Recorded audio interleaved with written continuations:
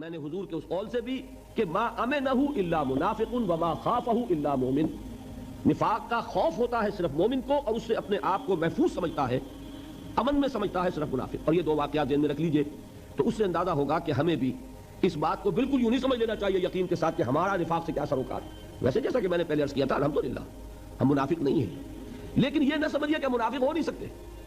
آج کی کیفیت پر اللہ کا شکر ادا کیجئے، لیکن یہ کہ وہ چیز ہے کہ جو حملہ آور ہو سکتی ہے۔ آج کسی کو ٹی وی نہیں ہے، اس کی کیا گارنٹی ہے کہ کل نہیں ہو سکتی؟ تو دل میں انسان جھانکے، اول تو یہ کہ اپنے طرز عمل کا جائزہ لے، کہیں نفاق آ تو نہیں گیا۔ اگر محفوظ کرے کہ نہیں ہے تو پھر یہ ہے کہ کم سے کم آئندہ کے لیے اللہ سے دعا کرتا رہے۔ اس کے لیے ضروری ہوگا کہ سمجھیں کہ نفاق ہے کیا۔ جس مرض کی علامات آپ نہیں جانیں گے، آپ کو کیسے پتہ لگے گا کہ ہو گئی بیماری مجھے لاحق ہو گئی؟ جس کو ہم اپنے اسلام میں سمٹمز کہتے ہیں، انہی سے تشخیص ہوتی ہے نا۔ سمٹمز کیا ہے؟ اب یہ میں آپ کو دو حدیثوں سے سمجھانا چاہتا ہوں۔ اس کو ہمارے علماء نے نفاق عملی سے تعبیر کیا ہے۔ میں اپنی تقسیم کو بعد میں عرض کروں گا کہ میں کس طور سے سمجھانا چاہتا ہوں کہ نفاق کی قسمیں کیا ہیں، لیکن علماء نے ایک اور طریقے سے اس کو سمجھایا۔ بات سمجھانے کا فرق ہے، حقیقت وہی ایک ہے۔ انہوں نے یوں سمجھایا کہ ایک نفاق ہوتا ہے عقیدے کا نفاق، ایک ہوتا ہے عمل کا نفاق، نفاق عملی اور نفاق فی العقیدہ، یہ دو تقسیمیں کی ہیں۔ اور نفاق عملی سے تعبیر کیا ہے اس چیز کو کہ جو حضور صلی اللہ علیہ وسلم کی ان حدیثوں میں آئی ہے۔ یہ حدیثیں اتفاق کی بات ہے کہ میں نے حال ہی میں ایک مضمون لکھا تھا جس کی دو قسطوں میں اشاعت ہوئی جنگ میں۔ دیکھیے ایک حدیث ہے، دونوں یہ حدیثیں جو میں سنا رہا ہوں آپ کو، یہ متفق علیہ ہیں، یعنی بخاری میں بھی ہے مسلم میں بھی ہے۔ اور یہ میں پہلے کہہ چکا ہوں کہ حدیث کا کوئی درجہ اب اس سے اوپر نہیں۔ متفق علیہ روایت جس کو کہہ دیا جائے کہ جس کی صحت پر امام بخاری اور امام مسلم دونوں کا اتفاق ہے، اور یہ چوٹی کے محدثین ہیں، تو گویا کہ کوئی شک نہیں اب ہمیں ہو سکتا اس حدیث کی صحت میں، اس کے درست ہونے میں، حضور کے کلام ہونے میں کوئی کلام نہیں ہو سکتا۔ وہ دونوں روایتیں کیا ہیں؟ عن ابی ہریرہ تھا، حضرت ابو ہریرہ رضی اللہ تعالیٰ عنہ سے روایت ہے، قال قال رسول اللہ صلی اللہ علیہ وسلم، کہ اللہ کے رسول صلی اللہ علیہ وسلم نے ارشاد فرمایا۔ اب یہاں سے حضور کا جو اپنا قول ہے شروع ہو رہا ہے، کیا ہے؟ آیت المنافق ثلاث، منافق کی تین نشانیاں ہیں۔ کیا ہیں؟ اذا حدث کذب، جب بولے جھوٹ بولے، واذا وعد اخلف، جب وعدہ کرے خلاف ورزی کرے، واذا اؤتمن خان، اور جب اس کے پاس امانت رکھوائی جائے خیانت کرے۔ یہ الفاظ تو ہیں بخاری اور مسلم دونوں کے۔ آیت المنافق ثلاث، منافق کی نشانیاں تین ہیں، جب بولے جھوٹ بولے، وعدہ کرے خلاف ورزی کرے، امانت رکھوائی جائے خیانت کرے۔ اس کی جو روایت آئی ہے مسلم شریف میں، اس میں مزید الفاظ یہ ہیں، وَإِن صَامَ وَصَلَّى وَزَعَمَ أَنَّهُ مُسْلِمٌ، خواہ ایسا شخص نماز پڑھتا ہو، روزہ رکھتا ہو، پورا یقین رکھتا ہو کہ میں مسلمان ہوں، اگر یہ چیزیں اس میں موجود ہے تو وہ منافق ہے۔ اس میں تو بہت زور پیدا ہو گیا۔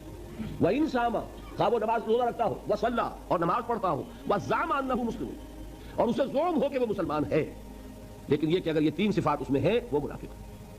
دوسری حدیث سنیے، یہ بھی متفق علیہ، اس کے راوی ہیں حضرت عمر کے صاحبزادے عبداللہ رضی اللہ تعالی عنہما، وعن عبداللہ ابن عمرو، نہیں یہ حضرت عمرو ابن العاص کے صاحبزادے ہیں۔ ایک حضرت عمر ہیں خلیفہ ثانی جن کا واقعہ میں نے آپ کو سنایا، وہ عمر ہیں۔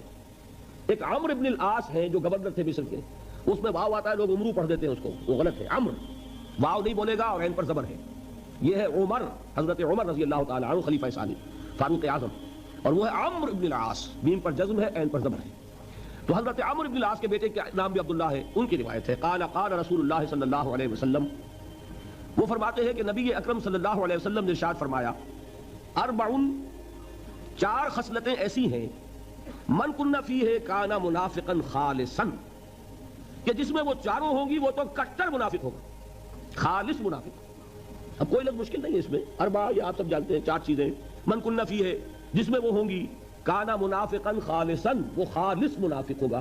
اس خالص کا ہماری زبان میں کٹر جو ہے وہ صحیح مفہوم ہے۔ ومن کانت فیہ خصلۃ، اور جس میں ان میں سے ایک خصلت ہوگی، منہن ان میں سے، کانت فیہ خصلۃ من النفاق تو اس میں نفاق کی ایک خصلت ہوئی۔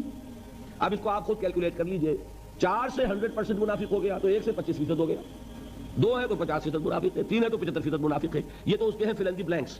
حضور نے 2 چیزیں بیان فرما دی، جس میں چاروں ہیں وہ تو منافق ہے خالص 100%، جس میں ایک خصلت ہے اس میں اسی نسبت سے نفاق موجود ہے۔ وہ 4 کیا ہیں؟ 3 تو وہی ہیں جو اس حدیث میں آئی، ایک مزید فرمایا اذا اؤتمن خان، جو وہاں آخری تھی وہ یہاں شروع میں ہے، جب اس کے پاس امانت رکھوائی جائے تو وہ خیانت کرے، واذا حدث کذب، جب وہ بولے جھوٹ بولے، واذا عاہد غدر، جب کوئی معاہدہ کرے تو بے وفائی کرے، معاہدے کی خلاف ورزی کرے، اور چوتھا بس سنیے وَإِذَا خَاصَمَ فَجَرَ، جب کہیں جھگڑ پڑے کسی سے تو آپے سے باہر ہو جائے، کنٹرول نہ رہے اسے اپنے اوپر، اس کو زبان پر کنٹرول نہ رہے کہ جو منہ میں آئے پکڑے، جو زبان پر آ جائے کہہ دے، اور جذبات پر قابو نہ رکھ سکے۔ آخر اختلاف تو ہو ہی جاتا ہے، لیکن یہ کہ اختلاف میں بھی انسان وہ ہے کہ جو اپنے آپ کو قابو میں رکھے۔ تو یہاں چوتھی صفت یہ بیان کی اذا خاصم فجر، فجر کے معنی پھٹنا، یہ فجر جو ہے پاؤں پھٹنے کو فجر کہتے ہیں۔ رات کی تاریکی کا پردہ چاک ہوتا ہے اور وہ دھاری نمودار ہوتی ہے فجر ہے، والفجر ولیال عشر، تو پھٹنا اس میں ہے۔ اسی طرح آپ نے پڑھا ہوگا قرآن میں فنفجرت منہ اثنتا عشرۃ عینا، وہ چٹان پر جب عصا پڑا تھا حضرت موسیٰ علیہ السلام کا تو اس میں سے پھوٹ بہے 12 چشمے، تو فجر کا مفہوم ہے پھٹ جانا۔ تو جیسے انسان پھٹ جاتا ہے، ایکسپلوڈ ہو جاتا ہے، یہ آپ لفظ استعمال کرتے بھی ہیں، کوئی شخص ضبط کیے ہوئے ہے آپ کی 10 باتیں تو اس کی 11ویں کے اوپر ایک دم ایکسپلوڈ ہوتا ہے۔